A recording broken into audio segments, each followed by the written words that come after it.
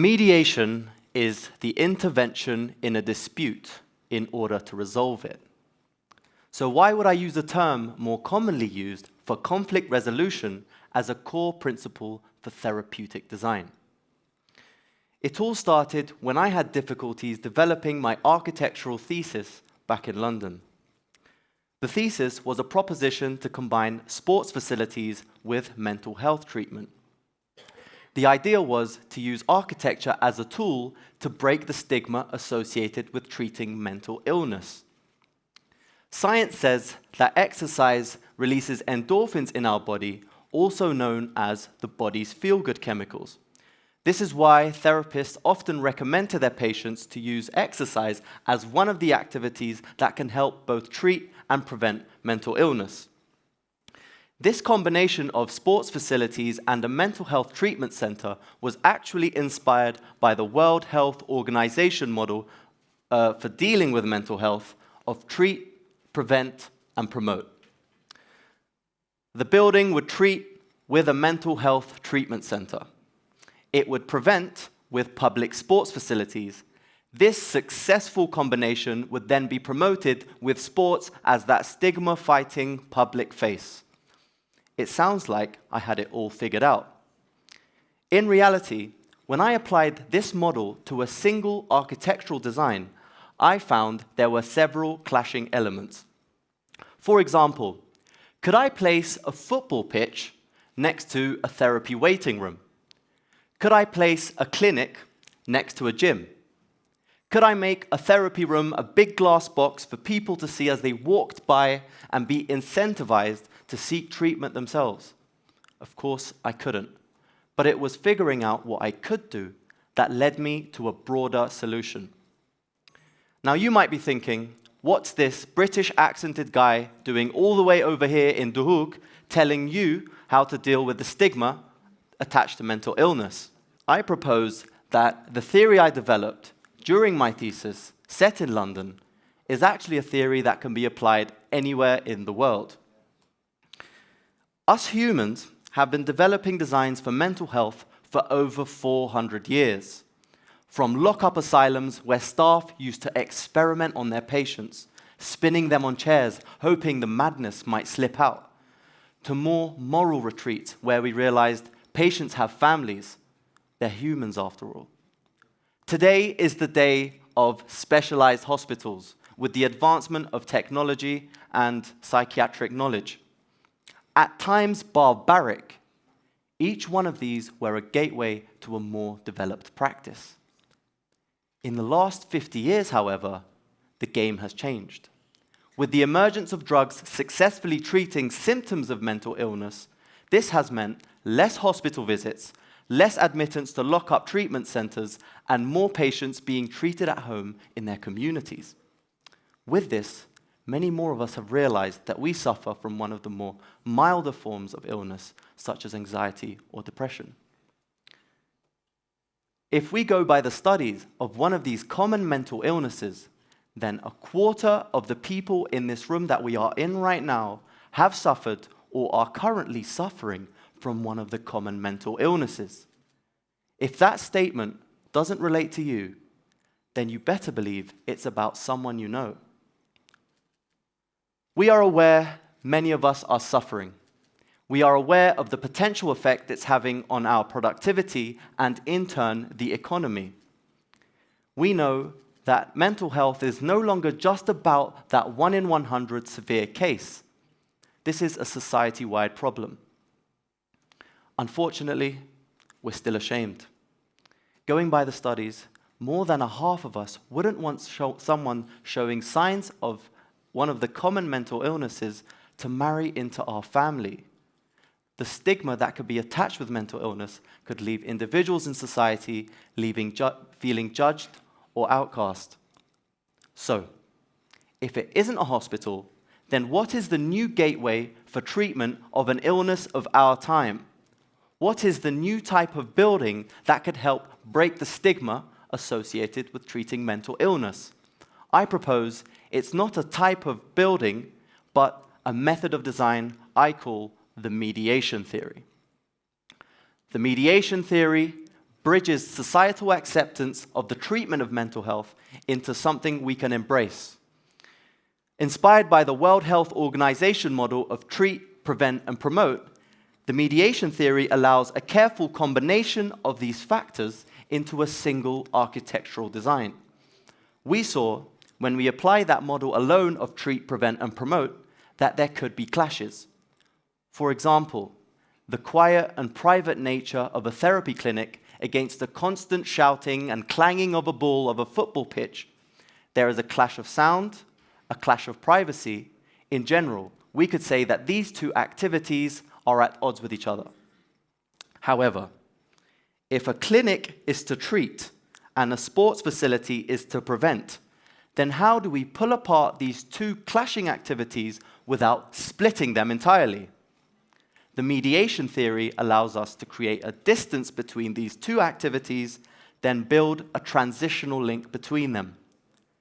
This same principle is applied at every level and every scale of a project, from idea to the layout of activity, to the application of a wall or removal of a wall, all with the single intention of creating a link. But first, we need opportunity. Where in your society is there a community ready to take a leap in attitudes towards the treatment of mental illness? Only once you have determined this target audience can you then apply the steps of mediation to come forward with a physical solution. Take the Leisure Therapy Centre, for example. In London, in the UK, the topic of mental health is a hot topic. Celebrities and athletes are coming out about their personal struggle with mental illness. We could say that the subject is becoming normalized and the taboo is dying. In the UK, we could say that the general population is ready for some sort of change. Here in Duhok, however, the population is smaller. We still have the factor of everyone knows everyone. If I was seeking treatment and I was worried about my privacy, there's a real risk of it getting out, the news. The idea of therapy might not be for everyone, and it might not be for me.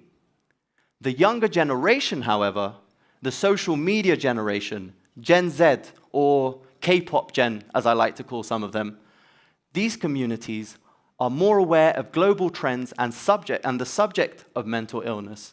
They may be less worried and more prepared to engage in the idea of treatment. Here we could say the youth of Duhok potentially hold a key. For the Leisure Therapy Centre, I knew that my target audience was the general population. For this audience, I needed to find a user range I could use as a sample in the city. If this program was successful, it could then be applied citywide and perhaps even nationwide. For this general user range, I found potential patients, local patients, and local community members in general. For this user range, I needed to find a mediation of activity. I needed to then lay out this activity on a chosen site.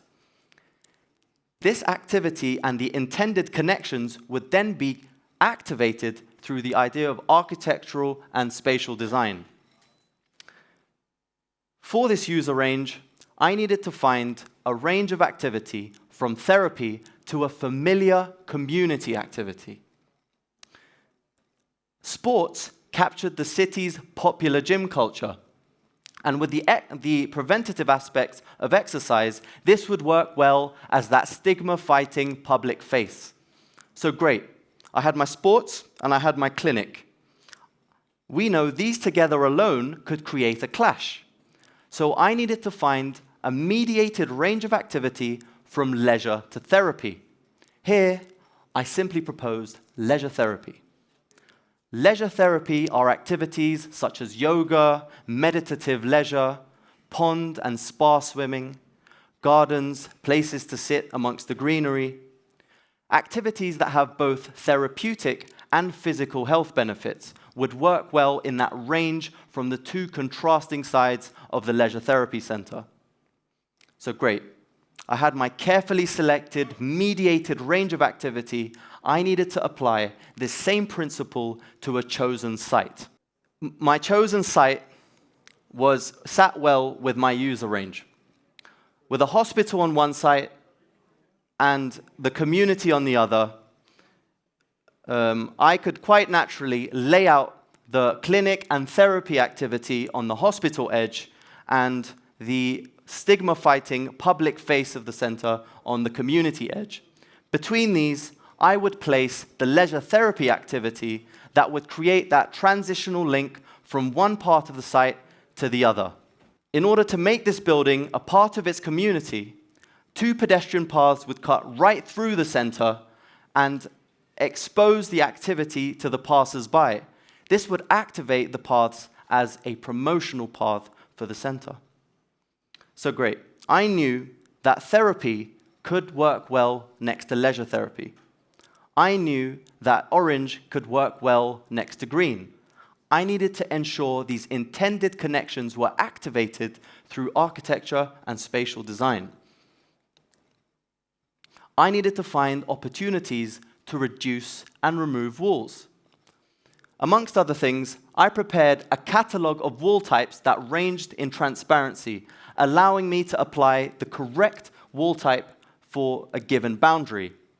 Take this garden entrance to the clinic, for example.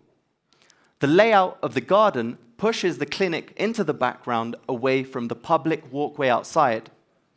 This mediated layout has enabled me to use a more transparent boundary type.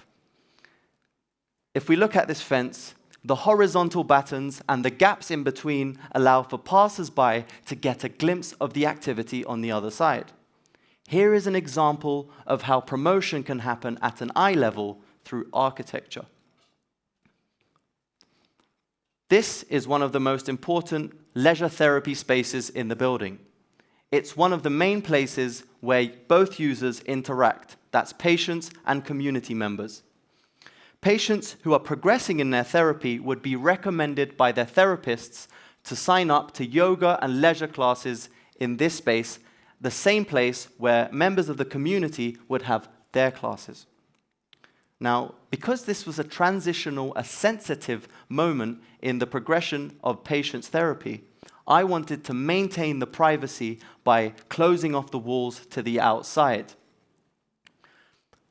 The promotion, however, happens within these walls, where the coming session can come to an internal waiting space around the edges as they wait for the central session to finish.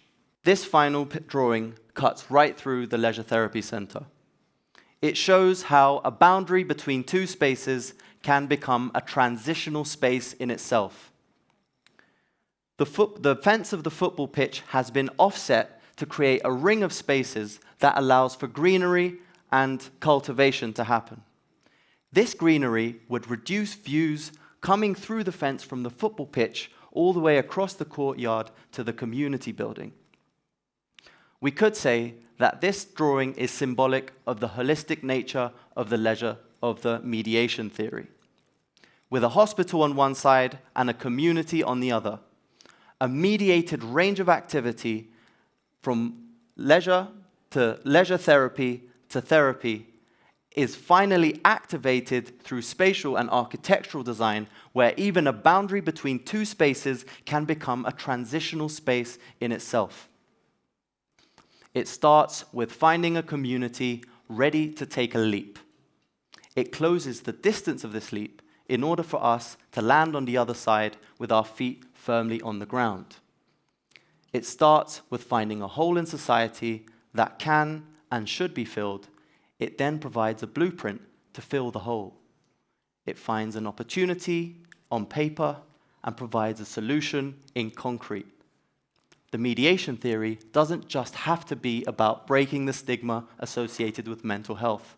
It could be for any stigmatized subject in society. The theory allows for a physical solution, allowing for society and communities to slowly embrace and accept positive change. Thank you.